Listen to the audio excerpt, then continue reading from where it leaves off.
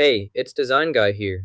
I'm going to show you the easiest way to restart your iPad in no time. If we want to restart the iPad, we won't find the option directly in new iOS updates, which is a change from older versions.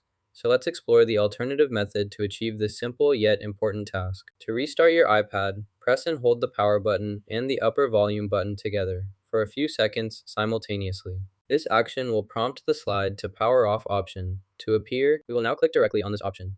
The iPad will now shut down completely, which is what we want to happen next normally. Now, let's press and hold the power button. This will start the restart process.